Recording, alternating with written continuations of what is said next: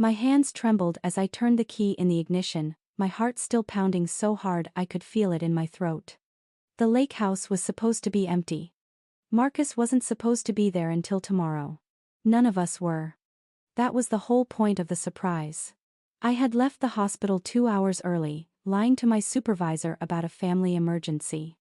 Which was ironic, considering what I was about to discover actually was a family emergency. I'd been planning this surprise weekend for weeks. My daughters, Emma and Lily, were with my mother for the night. Tomorrow morning, I'd pick them up and we'd all drive to the lake together as a family. Marcus had been working so hard lately, all those late nights at the office, all that stress about the new development project. I thought surprising him at our lake house would be romantic. Maybe we could have one quiet evening together before the girls arrived, reconnect the way we used to. But his car was already in the driveway. And so was another one. A silver Honda Accord. I knew that car. I'd ridden in it hundreds of times over the past 15 years. Amanda's car. My best friend since nursing school. The maid of honor at my wedding. Emma's godmother. The woman I'd cried to about every fear, every joy, every moment of my life for the past decade and a half.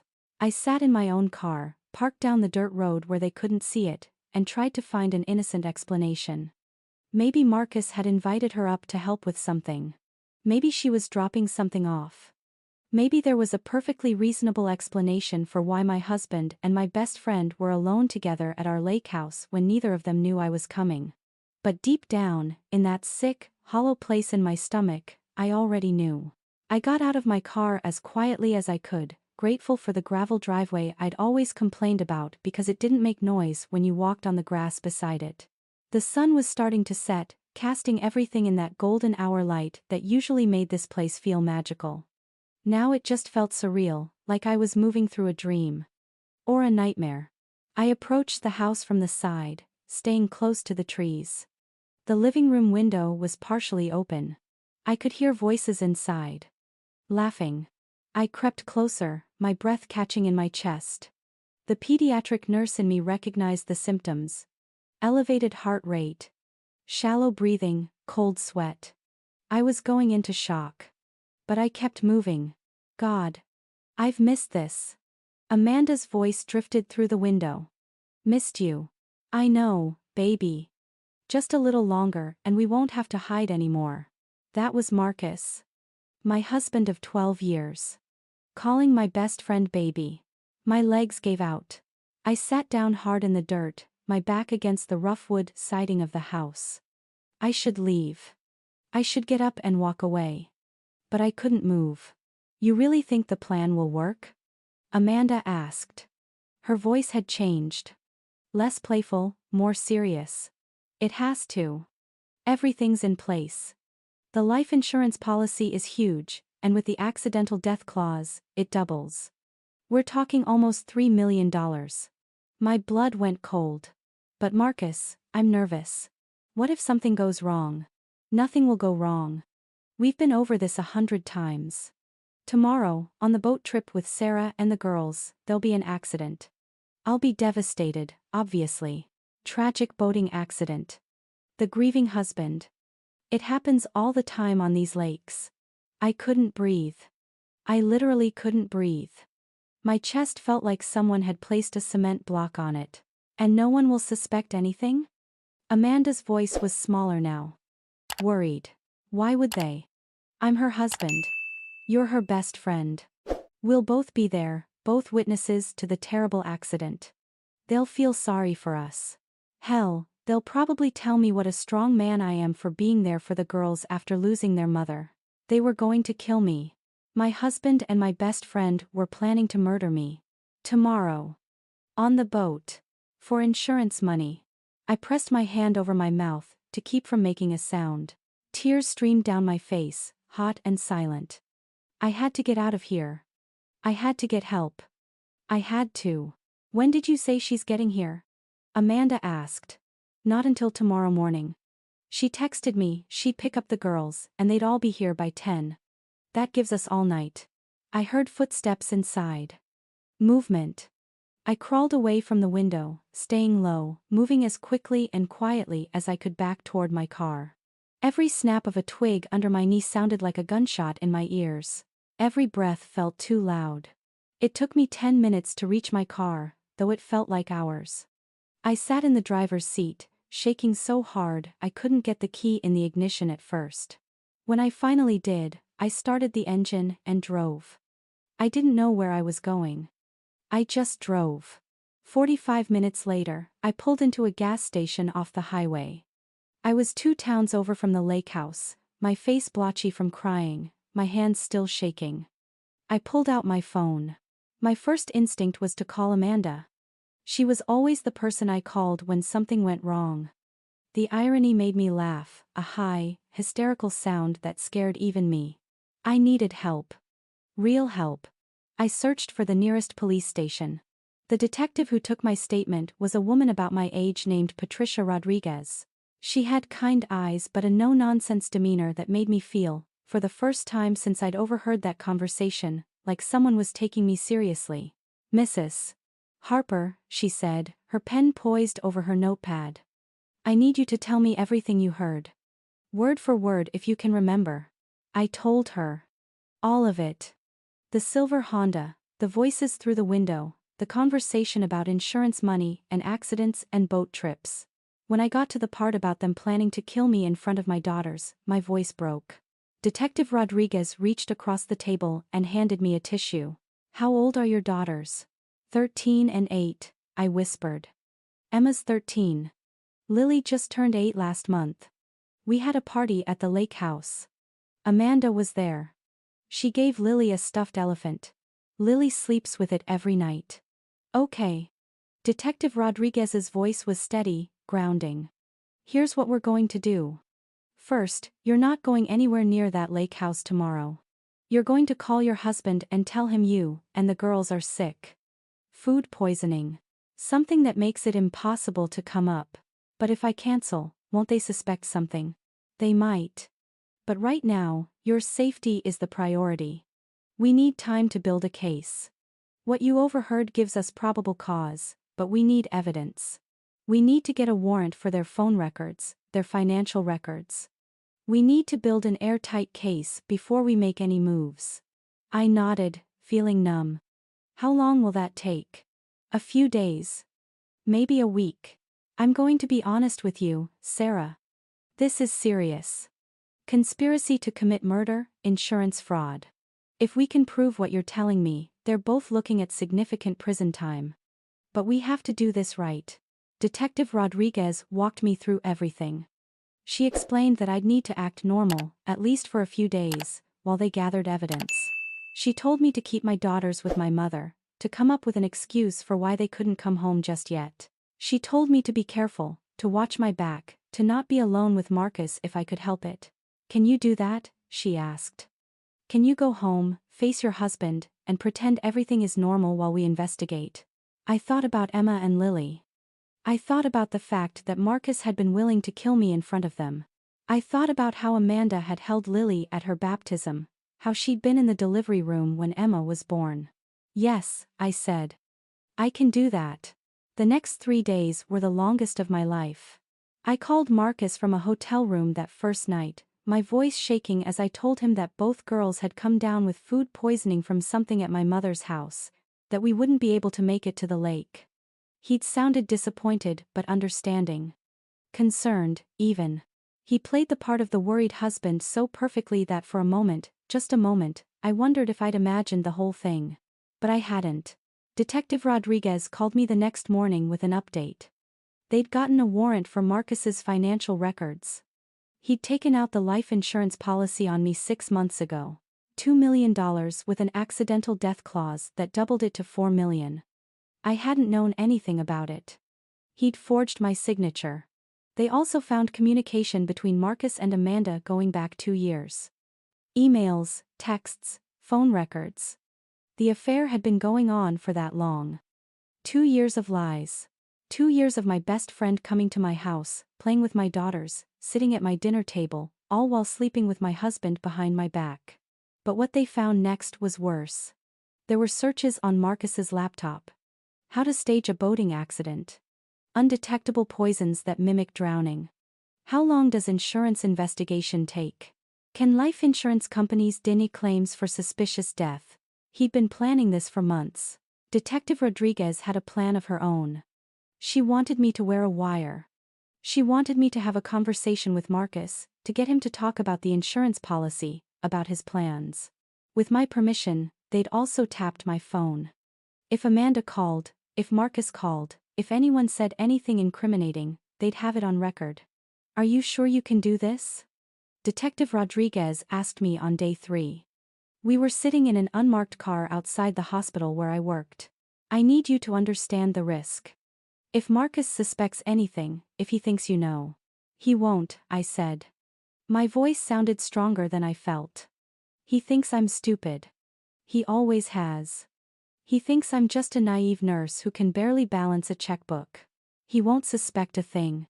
The wire was smaller than I expected, taped to my chest underneath my scrubs. I could feel it there, a constant reminder of what I was doing, but it wasn't visible. Detective Rodriguez and 2 other officers were parked 2 blocks away, listening to everything.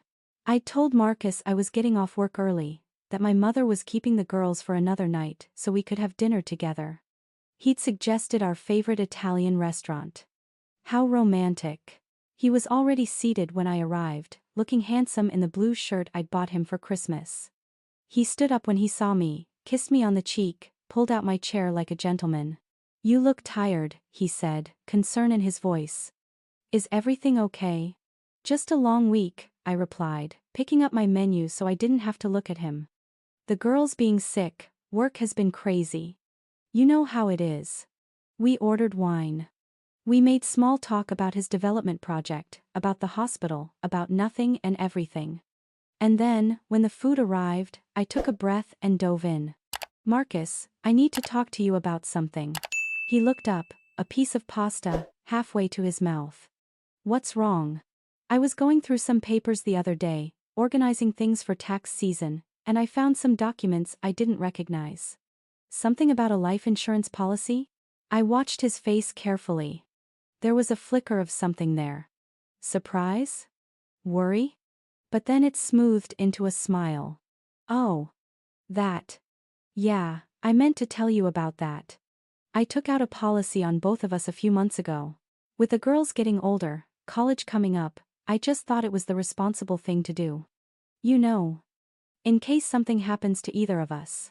That's sweet, I said, taking a sip of wine to hide my shaking hands. How much is it for? $2 million on each of us.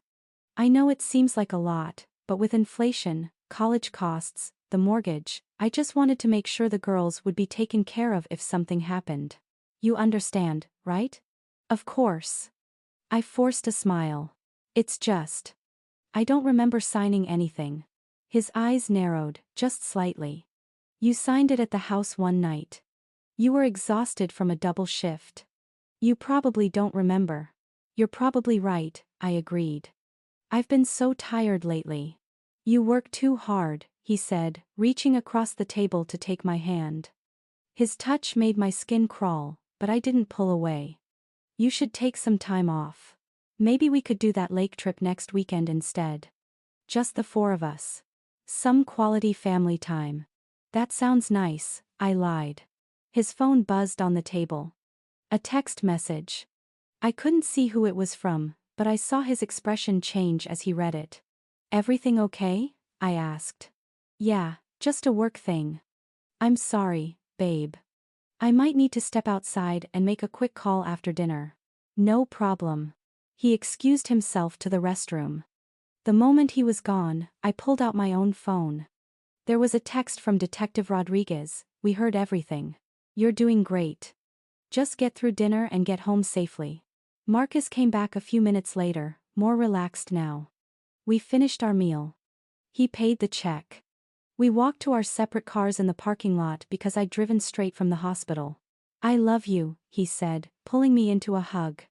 Over his shoulder, I could see the unmarked police car 2 rows over. Love you too, I whispered. I cried the entire drive home. The next day, Detective Rodriguez called with news. The text Marcus had received at dinner had been from Amanda. Just 3 words. When are you telling her? They also had a recording from a phone call Marcus had made immediately after leaving the restaurant. He'd called Amanda, told her I'd asked about the insurance policy, said they needed to move up the timeline. He's planning something, Detective Rodriguez told me. Sarah, I don't think you're safe. We need to move now. Move how? We bring them in for questioning. We have enough for an arrest warrant. The insurance fraud alone is enough to hold him, and with the phone records, the internet searches, your testimony about what you overheard, we can make a conspiracy to commit murder charge stick. When? I asked. Tomorrow morning. Both of them simultaneously. But Sarah, I need to know, are you and your daughter somewhere safe tonight? We're at my mother's. I told Marcus I was staying here to help with the girls since they're still recovering. Good. Stay there. Don't go home tonight.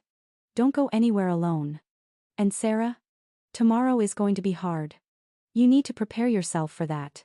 She was right. I watched from Detective Rodriguez's car the next morning as they arrested Marcus outside his office. He was walking to his car, coffee in hand, probably planning his day. Maybe planning my murder. 2 officers approached him, badges out. I saw confusion cross his face, then anger, then fear. They put him in handcuffs right there in the parking lot in front of all his coworkers. Simultaneously, they were arresting Amanda at the hospital. The hospital where I worked. Where everyone knew her as my best friend. Where she'd had lunch with me in the cafeteria just 2 days ago, where she'd hugged me and asked how the girls were feeling. The arraignment was surreal. I sat in the courtroom next to Detective Rodriguez, watching as they brought Marcus and Amanda in separately. Amanda's eyes found mine across the courtroom. The look on her face was something I'll never forget. Not guilt. Not remorse. Anger. She looked angry that she'd been caught. Marcus wouldn't look at me at all.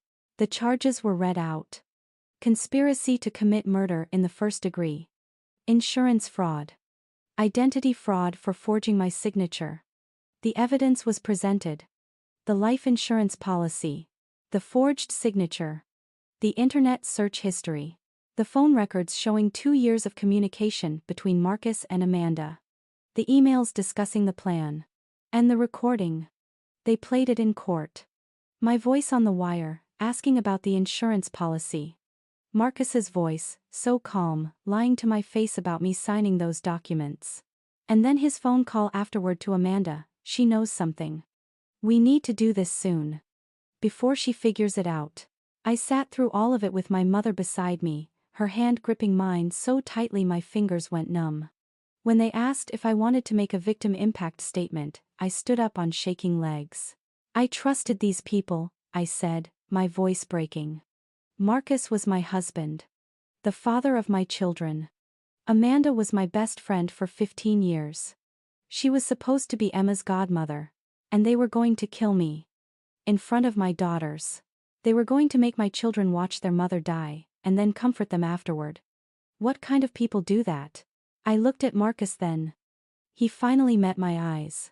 I would have given you a divorce, I said. If you just asked, I would have let you go. But instead, you decided it was easier to kill me. And you know what the worst part is? I still don't understand why. Was it just the money? Was that all I was worth to you? He didn't answer. The trial took 3 months. 3 months of evidence, of testimony, of reliving the worst moments of my life over and over again. Emma and Lily stayed with my mother during most of it. I tried to shield them from the details, but they knew. How could they not? Their father was on trial for trying to murder their mother. The jury came back after 2 days of deliberation. Guilty on all counts. Marcus got 25 years. Amanda got 20. The judge had some choice words for both of them about betrayal and the sanctity of trust, about how premeditated murder for financial gain showed a depravity that demanded significant punishment. I felt nothing when the verdict was read. No satisfaction. No relief. No closure. Just emptiness. But that emptiness didn't last forever. It's been 2 years now. 2 years since that terrible discovery at the lake house. 2 years since my world fell apart and I had to put it back together, piece by piece. Emma is 15 now. She's in therapy, and she's doing better than I ever hoped. She talks about wanting to be a lawyer someday, to help people like her mom. Lily is 10. She still has nightmares sometimes, but they're getting less frequent. She doesn't sleep with that stuffed elephant anymore. We donated it to a children's hospital months ago. She has a new stuffed animal now, a dog she named Hope. I still work as a pediatric nurse. But I also started volunteering with a women's advocacy organization. I speak to groups about domestic violence, about financial abuse, about the warning signs of danger that we so often miss. I tell them my story. Not all of it. Not the worst parts, but enough. Enough that maybe someone hears it and recognizes themselves. Enough that maybe I can help someone else before it's too late. The lake house is sold. I couldn't keep it after everything that happened there. With the money from the sale, I bought a small house in a good school district for the girls. It's nothing fancy, but it's ours. Safe. Clean. Free from ghosts.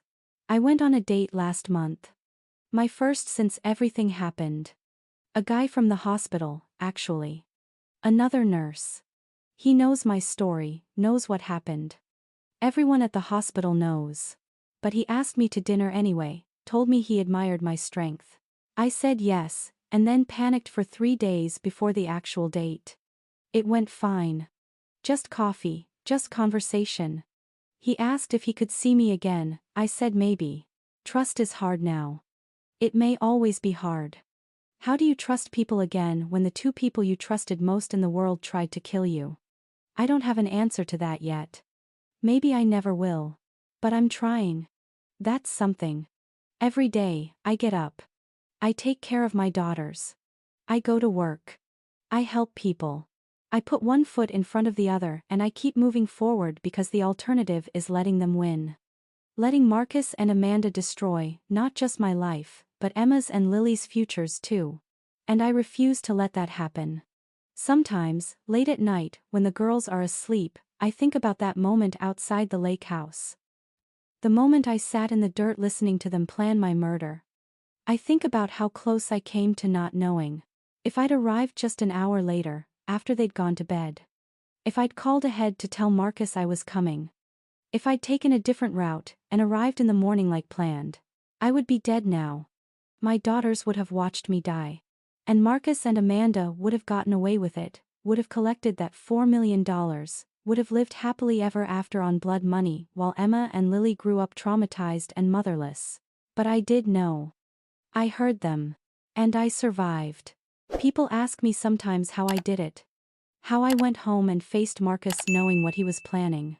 How I wore that wire to dinner. How I sat through the trial listening to all the horrible details. How I keep going now. I tell them the truth. I didn't have a choice. When someone tries to take everything from you, you either lie down and let them, or you fight back. I chose to fight. For my daughters. For myself. For every other woman out there who's ever trusted the wrong people. And I won. Emma asked me something the other day that broke my heart and healed it at the same time. We were having breakfast before school, just the 3 of us in our small kitchen, and she said, "Mom, do you think you'll ever get married again?" I thought about it for a long time before answering. Maybe someday, I told her. When I'm ready. When I meet someone who deserves our trust. But right now, I'm happy with how things are. Just the 3 of us. Me too, she said. And then, quieter, I'm proud of you, Mom. For being brave. I'm not sure I am brave. Most days I still feel scared. Scared of trusting. Scared of being hurt again.